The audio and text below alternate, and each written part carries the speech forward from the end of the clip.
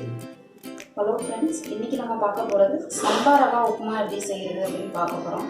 அதுக்கு தேவையான பொருட்கள் என்னென்ன அப்படின்றத ஃபஸ்ட்டு பார்த்துக்கலாம்.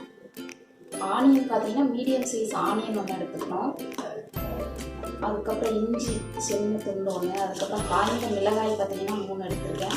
அதுக்கப்புறம் கொஞ்சம் கொத்தமல்லி இலை, அதுக்கப்புறம் சம்பா ரவை பார்த்தீங்கன்னா நம்ம வந்து 1 டம்ளர் அளவுக்கு செய்ய போகிறோம். தாளிக்கிறதுக்கு பார்த்தீங்கன்னா கடுகு, அதுக்கப்புறம் பாசி பருப்பு சொல்லுவோம் இல்லையா அது, அதுக்கப்புறம் ஆயில் பார்த்தீங்கன்னா தேவையான அளவு, அதுக்கப்புறம் தண்ணி, சைஸ் ஆனியன் ஒன்று எடுத்துக்கிறோம். சரியா? இது இப்போ பார்த்தீங்கன்னா வந்து வெங்காயம் இது எல்லாத்தையும் இப்போ கட் பண்ணிக்கலாம். இப்போ பார்த்தோன்னா onion medium size onion cut பண்ணியாச்சு. அதுக்கப்புறம் தக்காளி சின்னதாக ஒன்று, அதுக்கப்புறம் கொத்தமல்லி கொஞ்சம் இஞ்சி, அப்புறம் மிளகாய் மாதிரி கிண்டி வச்சுக்கோங்க. இப்போ நம்ம எப்படி செய்கிறது அப்படின்னு பார்க்க போகிறோம்.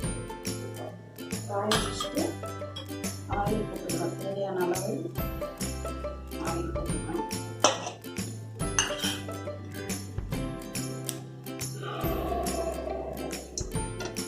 ஆயில் சூடானதுக்கப்புறம் கடுகு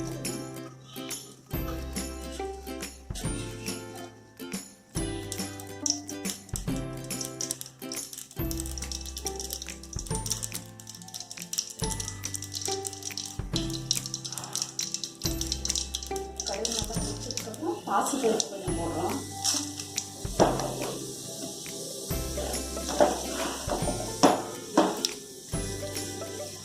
ஃப்ளேம் கொஞ்சம் மீடியம் சைஸில் வச்சுக்கோங்க, இதெல்லாம் கருகிடும். இந்த மாதிரி இந்த கோல்டன் ப்ரௌன் கலர் வந்ததுக்கப்புறம்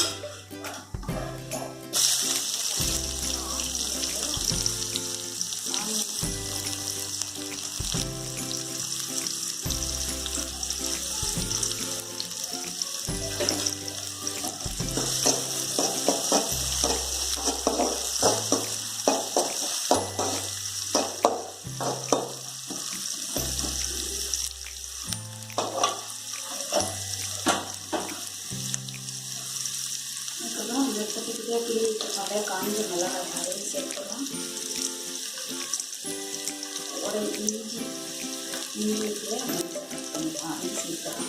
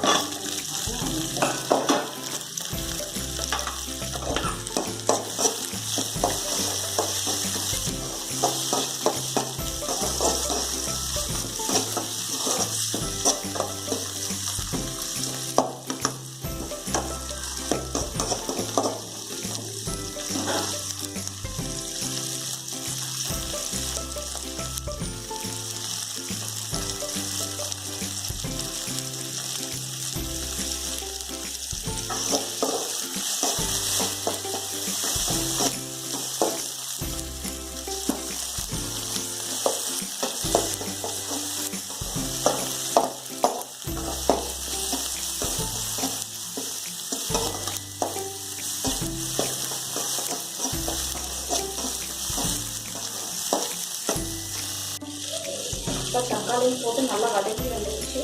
இந்த நேரத்தில் தண்ணி சேர்த்துக்கிறோம். தண்ணி பார்த்திங்கன்னா இந்த டம்ளர்னால நம்ம 1 டம்ளர் எடுத்துருக்கோம் இல்லையா அளவு சம்பா ரவை. இப்போ அதனால 3 மடங்கு நம்ம வந்து தண்ணி சேர்க்கணும்.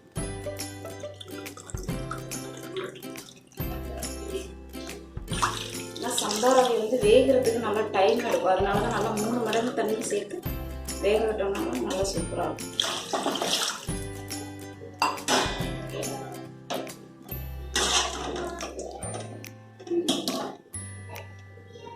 தேவையான அளவு உப்பு சேர்த்துறோம்.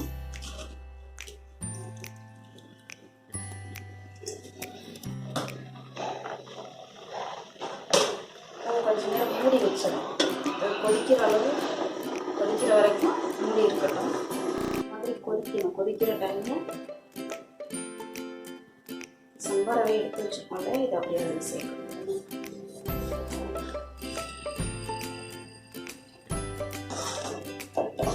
இடையில நல்லா கிளறி விட்டுருங்க.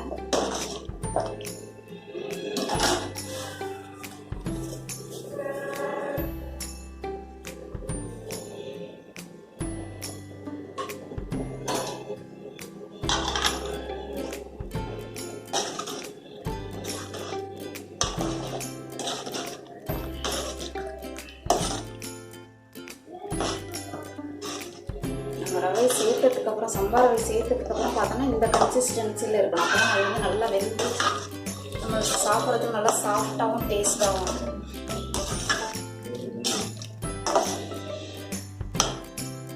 நல்லா வேகட்டும்.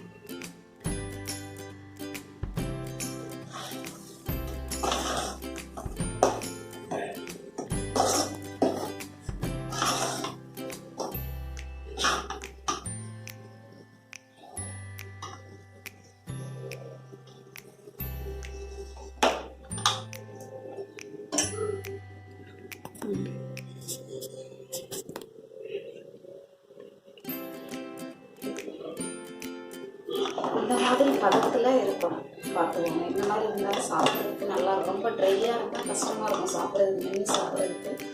வயசானவங்க மாதிரி இல்லைன்னா டயபெட்டிக் பேஷண்ட் அந்த மாதிரி உள்ளவங்களுக்குலாம் ரொம்ப நல்லது. குழந்தைங்களுக்கு கொடுக்கலாம், நல்லா ஹெல்த்தியான ஃபுட்டு.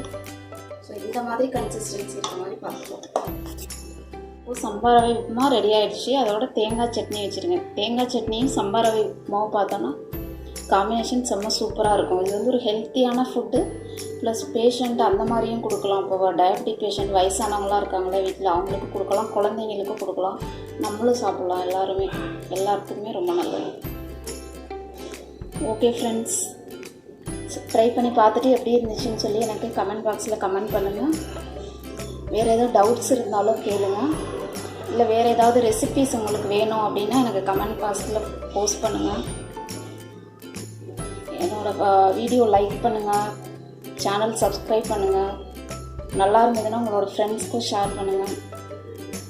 Okay, thank you friends.